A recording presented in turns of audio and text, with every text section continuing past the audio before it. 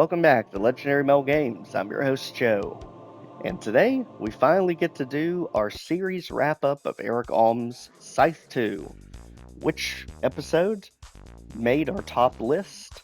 Which episode was the bottom of the pile? One way for us to find out, let's get into the rankings and take one final look at this absolutely amazing series, as the demo apparently had no idea what to do other than spin in circles and get killed by an imp. R.I.P. demo. Alright, now Scythe 2 was created in June 6, 2005. It was divided up into 6 episodes: Gothic, Egypt, Industry, Waste, Earth Jungle, and Gothic Hell. The trick was, Gothic Hell at the time only had 2 episodes, Death 26 and Afterlife 2 27. It wasn't until 2009, July 10th, that he created the final 3 maps to finish out the Gothic Hell and 6th episode, with Nightmare, Dust to Dust, and Haunting Dreams. So let's take a trip down memory lane and take one final look at the series itself and how I would have ranked them. Now, I'm just going to give one single letter grade, A through F, for the level as experience as a whole. In the beginning was Castle Entryway, and Castle Entryway was probably one of my absolute favorite map 1s I have ever seen in a series. I think this was extremely well done as a way to introduce all the different gimmicks that we would later see in the series itself.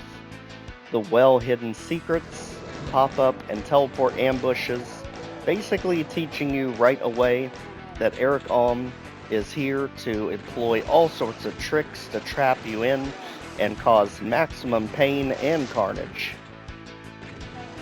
And this is a theme that would not let up as the entire series would progress. The grade I would give to Castle Entryway as a starting map, just to set the bar reasonably high, would be a B. For an opening map, this is solid. And I will go out on a limb and just say it here, Rooftop Warzone is the one map I feel just does not fit Scythe 2 at all. When you compare this map to other maps later to come in Scythe 2, like Whispering Winds, maps like Wasting Away, this map just does not mesh at all with the rest of the series. This is very hard for me to look at and have any idea of the direction the series is going to take further on. Very few ambushes. It's a very straightforward linear map with very little backtracking, and that's about the only real trap you have in the entire map. This one, to me, just completely misses on just about every mark there is, and let's be honest, to get 100% items, there is one of the most ridiculous hidden megaspheres I have ever seen in a map. This one, for me, is unfortunately an easy F. Again, with Castle Gardens 2, E1M3. And I will just say it right out. This is my favorite map of Episode 1. Hands down. This map, I think, really gives you an idea of what Scythe 2 is going to look like the further into the series you get. I think this is an amazing precursor to what is to come. Intense firefights right out of the gate before you even get into the open area that literally throws arachnotrons, mancubus, tomatoes, even a very wicked archvile trap they spring on you. As you can see, you have to actually work your way to the SSG before you can actually get it to use in the rest of your battles. So this map, I am proud to say, is the first of our series to get the illustrious A ranking. This is solid. This is outstanding. And let's be honest, just looking at the visuals on your screen, this is absolutely what early Scythe 2 would look like. Oh, cursed sellers. What I wished you were and what you actually are unfortunately two very different animals. My main issue with Cursed Sellers, I remember saying it when we did the original review, and that is, it is way, way, way too short. It is a perfect look at what Scythe 2 is ultimately going to look like further down the line with the ambushes, but you literally blink and this map is over, leaving you wanting so much more. But on top of that, it creates one of the major cardinal sins, which I am going to be hard on all throughout the series about this, and this is going to be its unfortunate use of Archvile jumps. Erik Alm does this trick quite a bit more to you the further into the series you get, but there is rarely ever going to be a situation where I am happy to deal with Archvile jumps. To me, they just really turn this level into more of a gimmick, because you're more worried about making sure you have enough health here and you have enough enemies cleared out to actually pull off the Archvile jump. There is no other health to restore yourself with, so if you get too low, you can actually lock yourself out of this attempt. As you can see right here, there's your Archvile. And this one, I'm just not a fan at all of this map. So many gimmicks, so many things that can go wrong.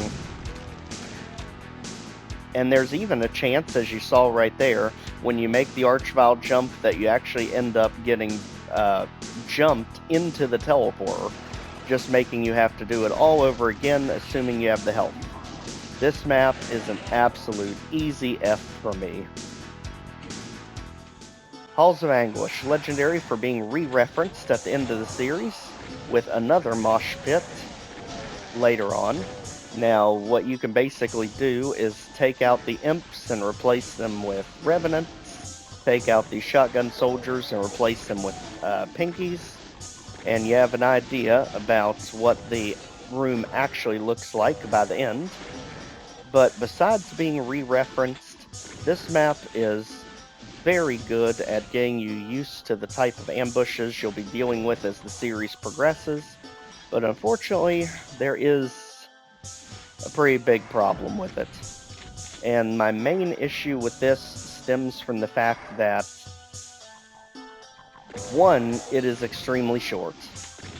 If you carry your weapons over from previous maps, you can literally sleepwalk your way through this level, just spamming the big guns, and this map would be a complete non-issue, because the boss of this map is a single cyber demon. They tried to do the Tower of Babel with this by surrounding the cyber demon with lost souls. Unfortunately, it just... well-placed plasma, well-placed BFG. This map is over before you know it. I mean, we're holding ourselves back just showing this off with a shotgun, but there's the foul bow, there's the exit. It's literally that easy. So this one, I can't give it as high of a grade as I want to, just because of the simplicity of the map itself. So this one will go right in the middle of the pack for me at a C. This means, for me, the Gothic maps, E1M1 B, E1M2 F, E1M3 A, E1M4 F, and E1M5 C. That means the top map for me is Castle Gardens 2, E1M3. The dunce cap for this one, if you were to say so, would be a tie between Rooftop Warzone E1M2 and Cursed Cellars E1M4, giving the Gothic episode an overall grade of a D. This is when things take a completely different turn. And I will say, this is a very fun introduction map. I think it hits all the bars a little bit stronger than E1M1 did. The creepy atmosphere, the amazing music, the fact that you can literally berserk punch your way through this entire map. Quite literally. They give you enough resources, they give you enough options. The secrets are very well done and authentic, using his ever-famous candle style. This, I would say, as an entry map to the episode, is an absolute easy A. This is fun, it's engaging, it is absolutely memorable. Even though it is on the shorter side, the music, this entrance, the pop-up enemies you get here that teleport in, so many memorable things about this map. It honestly feels like you're going on an Egyptian adventure, and you just never know what's around the corner. This is taking the legendary map 7 spot, which is usually reserved as a dead simple clone, and Erik Alm is here to meet your needs. I will say, how many dead simples have ever looked like this? With a very obvious secret to start the map off, with a chain gun at your disposal, berserk if you needed to fully heal. This map is, I think, one of my favorite dead simple clones that I've seen in a series. Just because of the uniqueness of the arrangement at the beginning. Notice the Mancubus don't just immediately spawn in. And even when you think there's just going to be 4 Mancubus that you have to deal with, boy do you get a bit of a shock when the trap actually gets triggered. Again, it's got the Egyptian aesthetics that are absolutely beautiful. But again, at the end of the day, this is still a dead simple clone. So it's not creating anything that is entirely unique. It's borrowing off of something that was already created. And I am a big fan of references, but it leaves a bit to be desired. What would this map have looked like if they didn't go the dead simple route, but instead decided to make this its own Egyptian adventure? That is the only thing keeping this from an A spot for me. This map, a solid B. Oh my gosh. A, triple A, put an S on it. This is not just my favorite map of the episode. This may very well be my favorite map of the entire series. This is an Egyptian adventure, fully fleshed out, with literally every monster in the game, I'm pretty sure. It's got both boss monsters, archviles, it dips into slaughter in certain sections. My gosh, you never know what is waiting around every corner. I could play this map 1,000 different ways and never get bored of it. This is fun, it is fast, it is furious. What are you doing? Get off the couch, play this map immediately. If you love Doom, if you love yourself, this, easy. A. No wonder it's referenced again at the end of the series in Haunting Dreams. It absolutely deserves it. This map, to me, is just outstanding.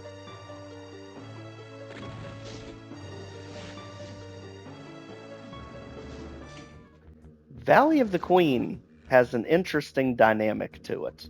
It is the first time we actually get proper slaughter, if we were to say it, in Scythe 2. And Erik Alm himself describes this as one of his least favorite maps, unless you are a rocket launcher connoisseur.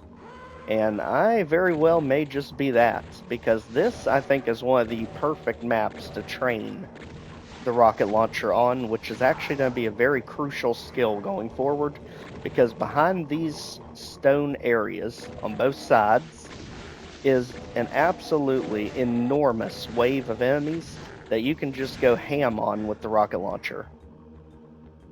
There's not much else to the map other than that. There's one other ambush that you get at the very top pyramid here to start everything off, but that can quickly be mitigated by the secret plasma rifle that we have behind the waterfall here. So with that taken into consideration, this map for me is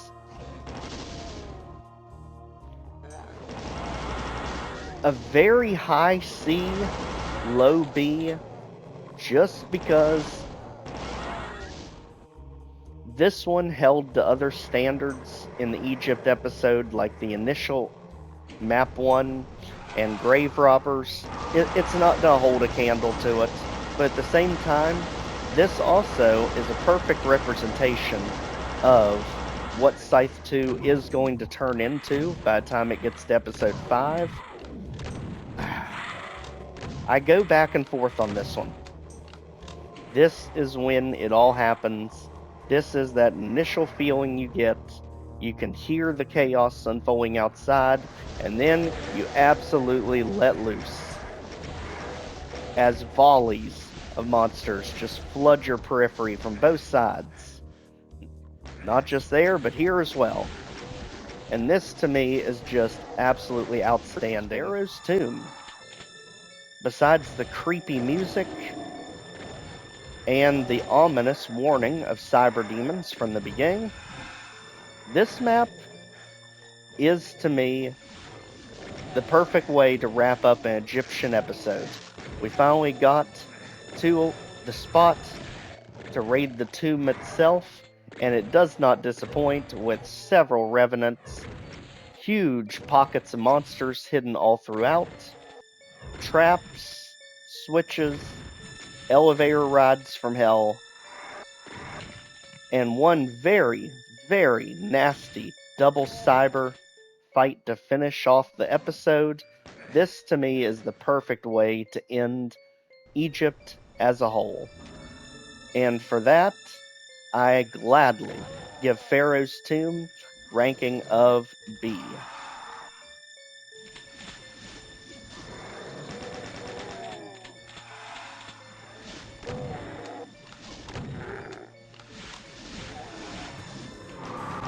So where does that leave us?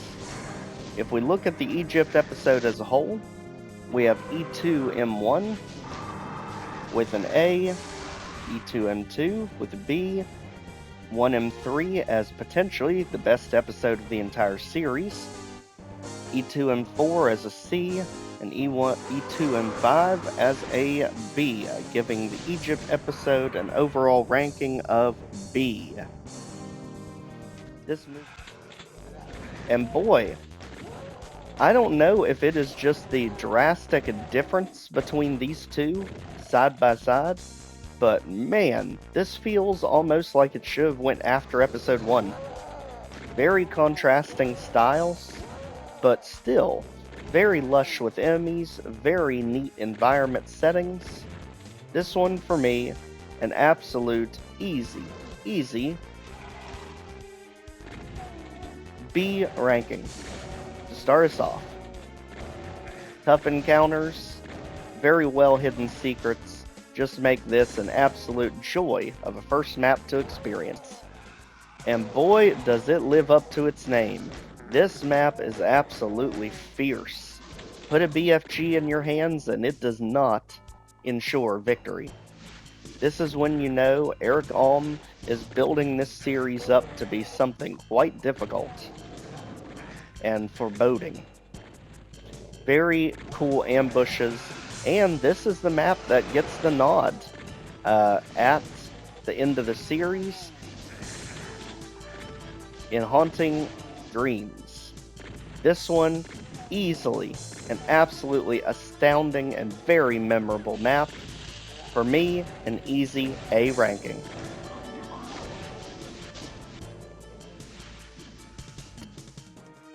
And oh my gosh, if they would have just stuck with Mining Project and gone no further with the concept, boy, would this episode have been saved a lot of trouble. because Mining Project is absolutely outstanding. It's small, it is fierce, and boy, we had to call Decino's help on this one because we even thought we had a busted BFG. The memories and the fun that this map brings with its absolute cavalcade of monsters it throws at you in the big fight in the middle are absolutely memorable, absolutely fun. This one, an easy A. So industry is doing amazing so far.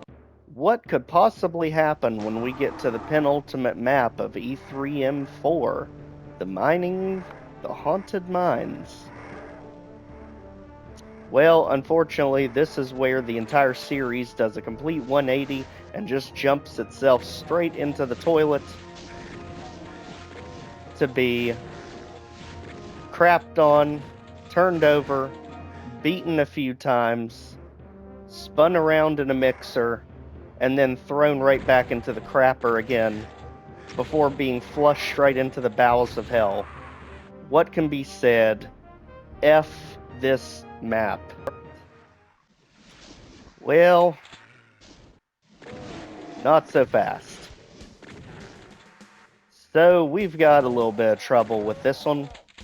For one, you can easily lock yourself in to the very first ambush if you don't come at with enough resources.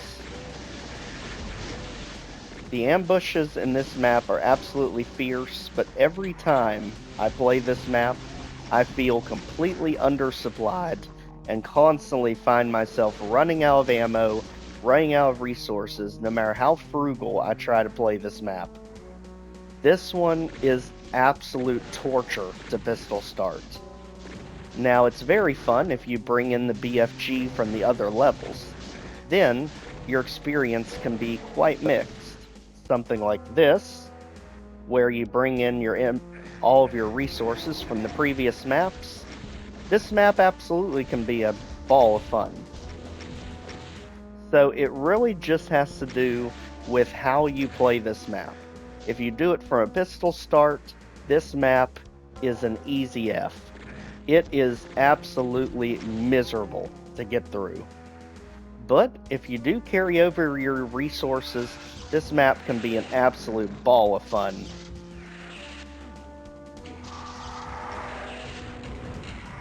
With you being able to react to ambushes as they happen. So because of the unpredictability of this one, I'm going to err on the side of caution and just give this one an absolute C ranking just to play it safe.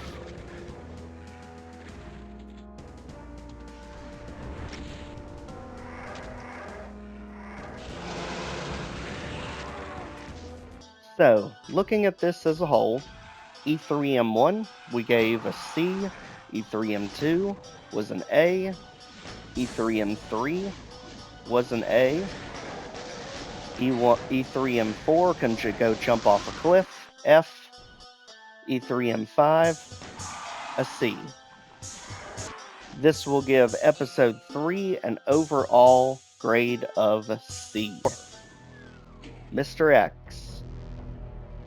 Oh boy, how the series changed because of one map. The haunting, foreboding atmosphere, the realization that we're running over blood, and the slight glimpses of Mr. X as we see him all throughout the map, teased by his presence, as we watch the monster count dwindle without us firing a single shot. He could be anywhere. He could be right here with us, about to strike at any moment. The foreboding atmosphere, the intense music make this a map you will never ever forget. The only knock I possibly have against this map is the fact that it does not have that great of replay value. Once you know what the gimmick is, Once you know who it is you're facing, you can just run straight to the exit, straight into the final ambush, and have this one over relatively quick. But for the first time, getting to see just who and what Mr. X is, and knowing how big of a part of the series he's going to play, I have to give it an A, despite the lack of replay value. Welcome to the roster, Evil Marine. And I have to say, Canyon of Blood for me is another absolute winner. This map is so much fun. Easily one of my favorite of the entire series. This one, my gosh, it needs no introduction. This is an easy A. Such a fun map to play. The foreboding atmosphere, the traps that you can see coming a mile away, but still are fun to deal with. As you know, you're gonna get a mosh pit started. You just know you need to hit the trigger. You don't want to. As apprehension gets the best of you, you hit it, and here comes all chaos as you would expect. This map, easy, A, any day of the week. Living Lands. Well, now we have episode 4's map that got featured in Haunting Dreams. Uh-oh. So surely this one is pretty good to make the final map, right? Well, it's not just pretty good. It is great. And I'm not talking Tony the Tiger. I'm talking this map is absolutely amazing. If you remember no other map from episode 4, this is most likely the one you're going to remember. Hands down, easily. Everything's centered around this main chamber with pockets of ambushes all over. This map is a very taxing map on your resources. So from pistol start, it is quite challenging to make sure you don't run out of ammo, since you have a lot of beefy enemies, like Mancubus takes center stage in this one. You've got Barons, Arachnotrons, Cacodemons, and even a pop-up Cyber Demon that hits you. This map has it all. Easy A. I mean, it's literally in the title, Withering Away. Surely we don't have resources to make it through this one, right? So, it's gonna be terrible? Well, no. This map also showcases exactly what you can expect the further into this series you're gonna get. This map teaches you to be frugal with your ammo, which is a very good setup to the penultimate map of the series, Dust to Dust. The combat is insane in this map. What you have to deal with, revenants become basically normalized as you go through this level, which is going to be crucial for what you face coming up. This map is absolutely outstanding. One of the best penultimate maps of the entire series. Easy A. I mean, come on, do you hear this music? This is literally Ultimecia's music from Final Fantasy VIII. What is it doing in a Doom game? I have no idea, but if there was ever music that more fit a level and more screamed the epicness of a series finale, this is it. The Gates, sorry to break it to you, not only is it an A, this is up there as potentially one of my favorite maps of the entire series. This is not just an easy A. This is absolute masterwork. 4 gates with 4 switches, all containing slaughter-style ambushes. Revenants normalized, infighting mandatory, cyber demons plenty, evil marines check. This map has everything you could possibly want and is literally fun to play no matter how many times I do it. Easy contender for the best in the series. A rating.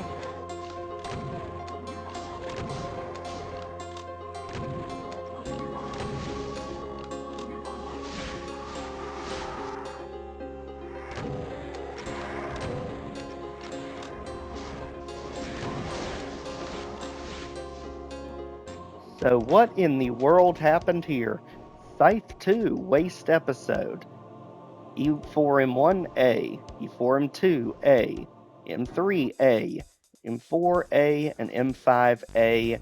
We have the perfect episode. Overall ranking, A.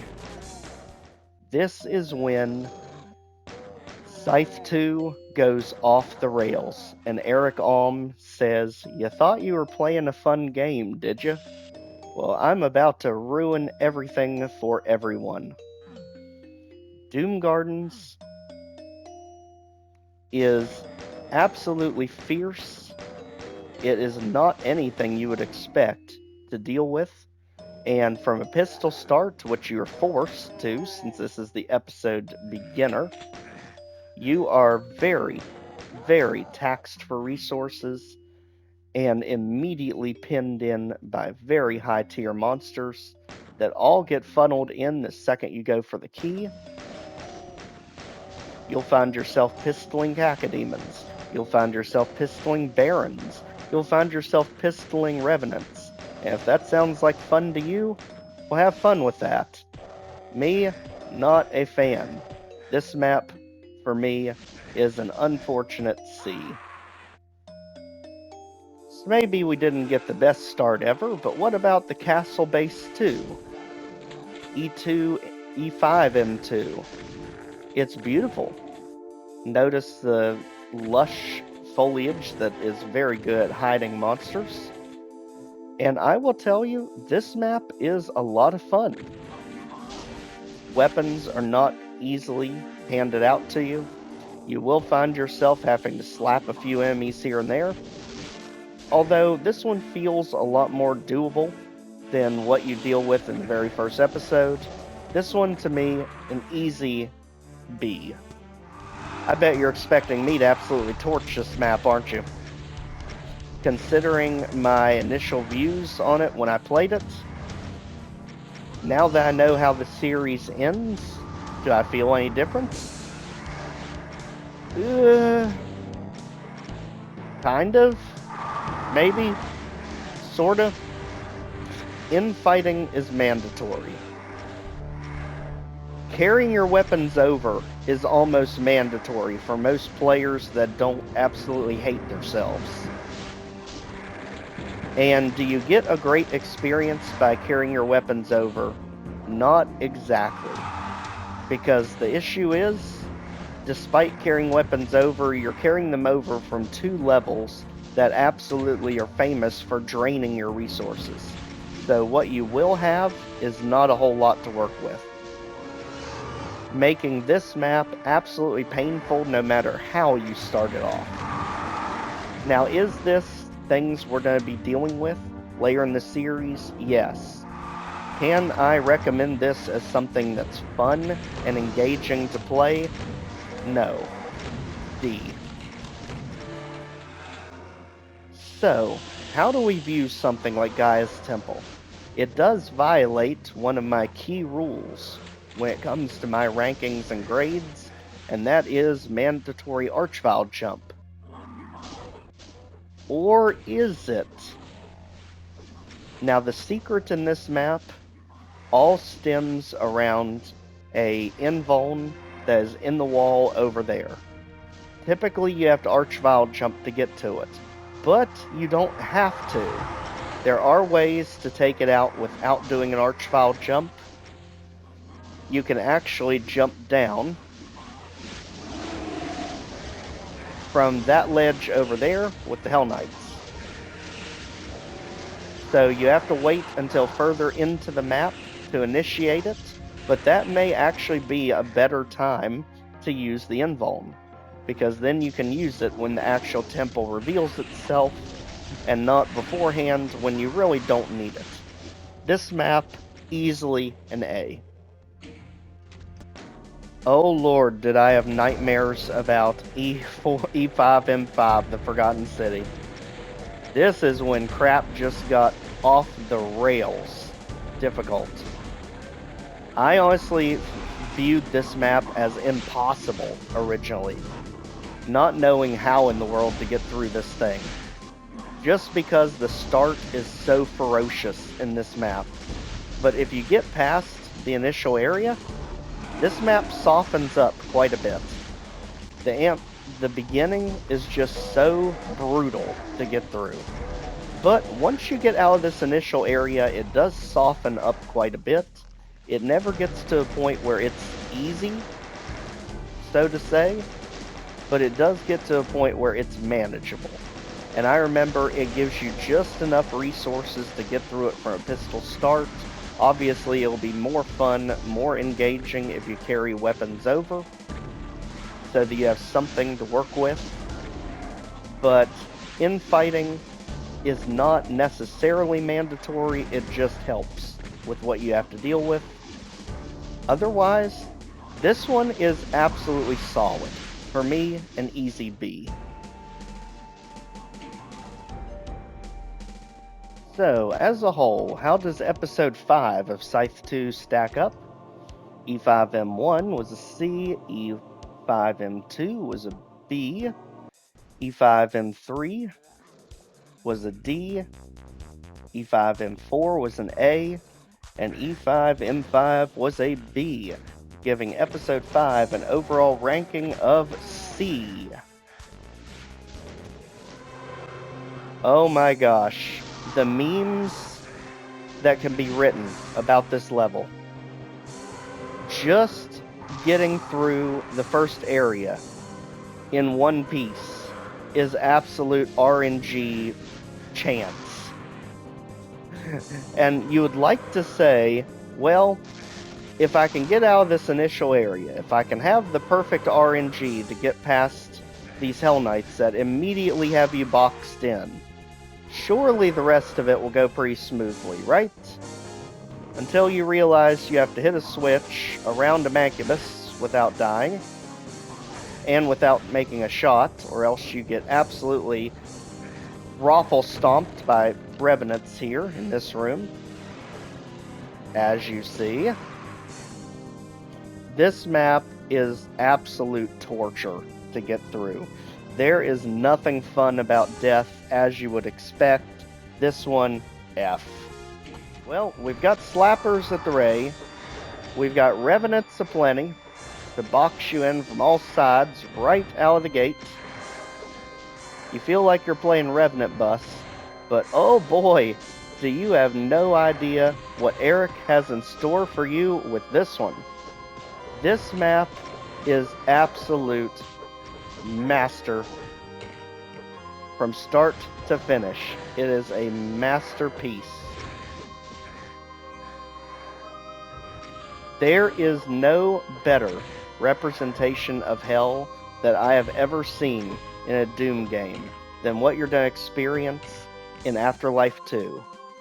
And the epic music from Final Fantasy VI, the Kefka theme, absolutely put this map on a completely different level from anything we're used to seeing in this series.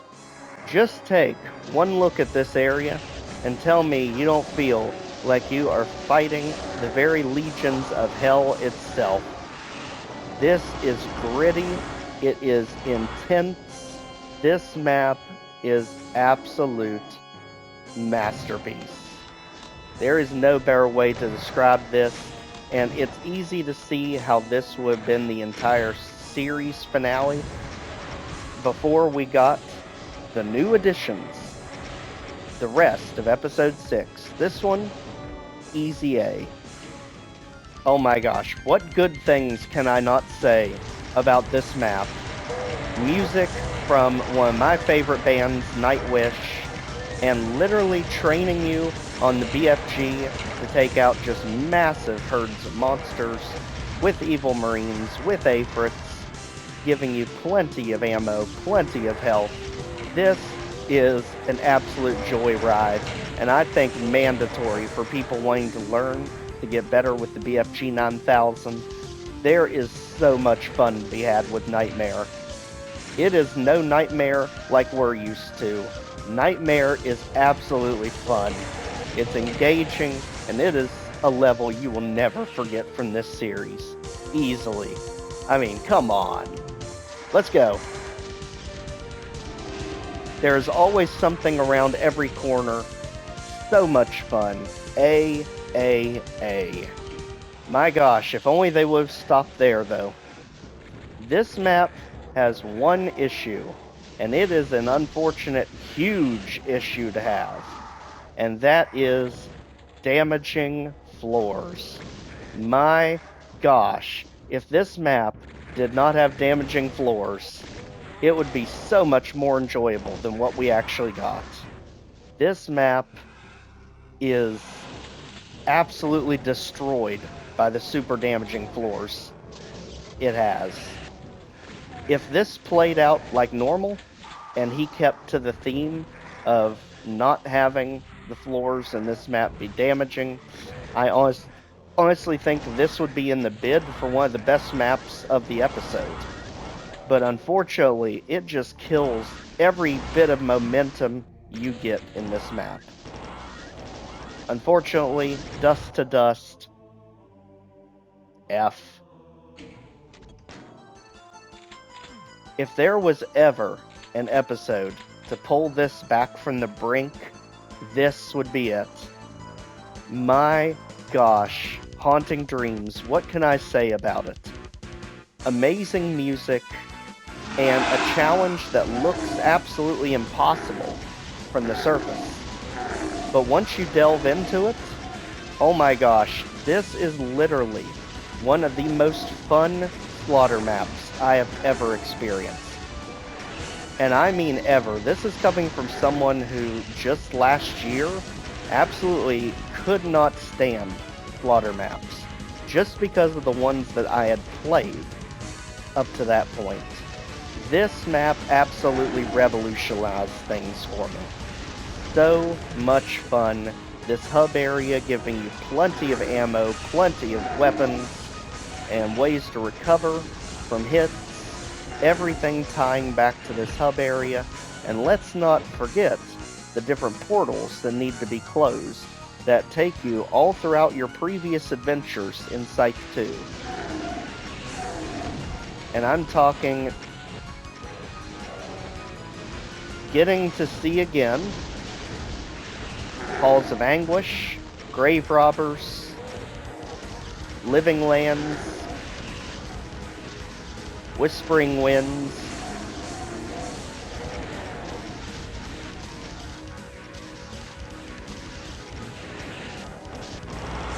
is such a fun, memorable experience. There is never a dull moment in this map. Haunting Dreams absolutely sets a bar that I think very few levels can even come close to. This one, I proudly give the highest A I could possibly give. So, Gothic Hell, Episode 6 is the Tale of Extremes for me, with E6M1 being an F, E6M2 being an A, E6M3 being an A, E6M4 being an F, and E6M5 being an A. There is no room for middle ground when it comes to this episode, giving it an overall ranking of C. The level that spawned 1,000 jokes, Secret. What is there to say about this level that hasn't been said already? This level is a joke. It knows it's a joke, but yet it still persists. This map is absolute ridiculous. But it's ridiculous for one reason, not the combat. The reason this map is ridiculous is because of the timer, where you have 12 seconds to get all 3 keys,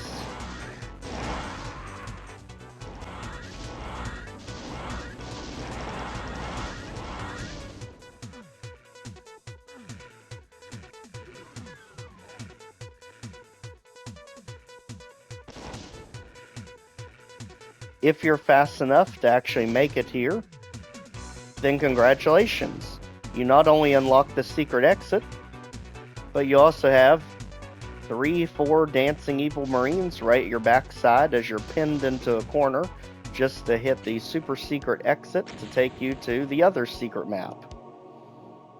Secret, absolute garbage, F.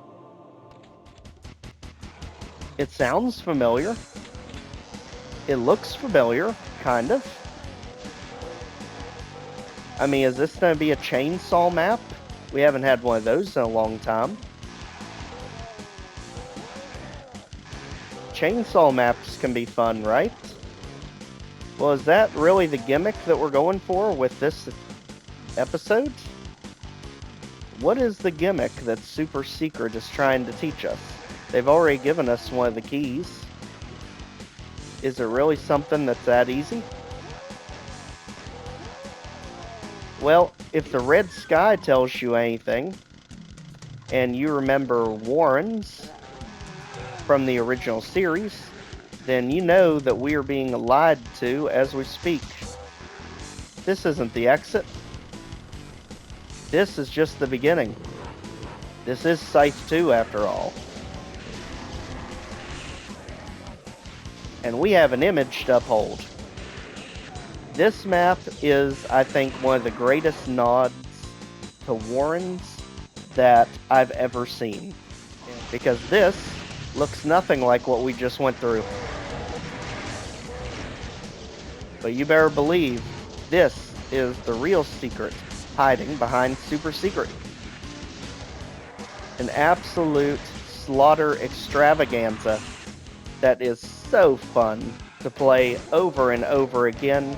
Super Secret absolute A ranking. So, even taking into consideration these secret maps, which average out between an F and A to another C,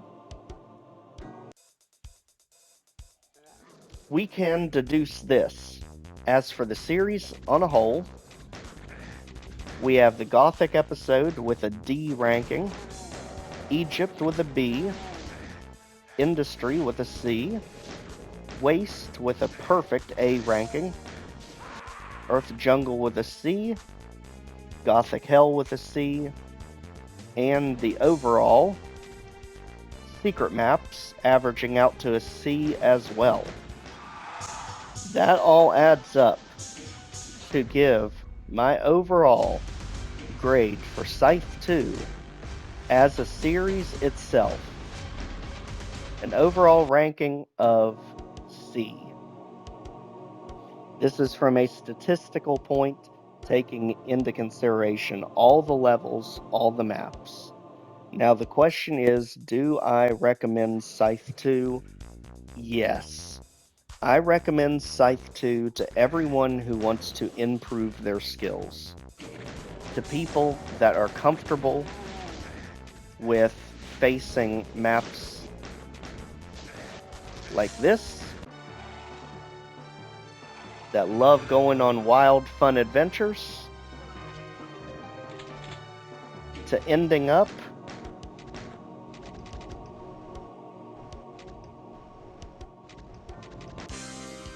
being confident enough to take on maps like this. This is a series, an episode that will absolutely reshape your Doom experience as you know it. The highs soar very high, and the lows can dip down extremely low in this set. But I will tell you, as a whole, when it comes to improving your skills and making you a better Doom player, I don't know that there's many other WADs out there that can beat this. This may have got a C ranking just because of how low some of the lows hit, but honestly, as a whole, this is an absolute guaranteed LMG must-play title. If you love Doom and you want to get better at the game, this is what you want to go with. So thanks everyone for joining us on this amazing adventure. The playlist will now be marked as completed. I'll post it up so everyone can find it and use it. so that if when you do your own playthroughs of this, you can find all the secrets easily and hopefully have some better ideas for ambushes and things that are going to come at you, so you can work on getting your own extremely fast and efficient runs. So again, thanks for joining. Please make sure to check out the Scythe 2 playlist. Our new series will start next Thursday. And with that said, thanks for joining, everyone. We'll see you in the next one. Take care.